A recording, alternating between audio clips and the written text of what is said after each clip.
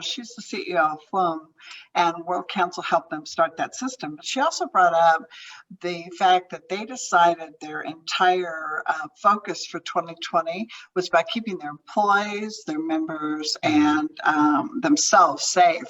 And so the initiatives went on to say, she said there is, when we talk about DEI initiatives, she used the term digital exclusion.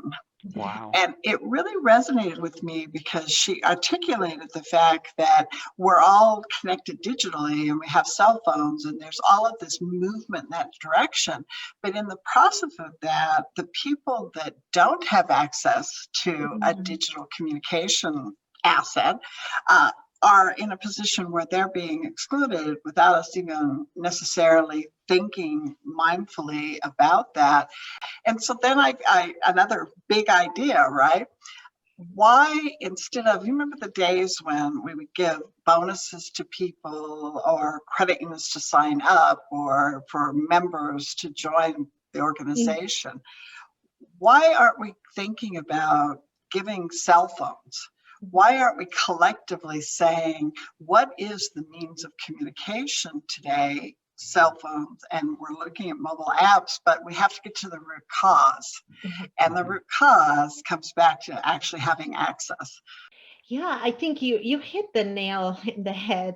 I mean, every credit unions, obviously by a region, by geography, your context is obviously outside US, but even within US, there's large constituent of population still have the flip phones, so do not have that that digital connectivity, so to speak. So if within the movement, we give incentive for opening accounts or certain type of, everybody runs promotions and campaign. So how can we maybe incenting different type of loyalty bill strategy? Those are great ideas and concept. And sometimes that inspiration comes from outside.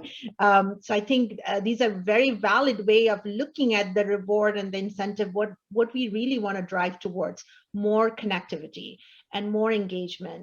So not just the access of connectivity by having the device itself, but also having the networks and the ability to access them. I know that's something our industry as a whole is looking at, not only in the US, but it's also a global challenge, is access to broadband. Yep. Right? And we saw that during the pandemic for so many kids doing virtual school from home.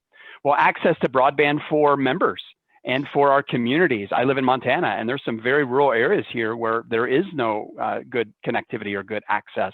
And so I know as an industry, that's one of the things that we've been advocating for. So not only at the credit union level could we provide devices, but we could also at the industry level provide advocacy to kind of fight for additional infrastructure or things like that to support broadband across the country, and obviously at a global level as well.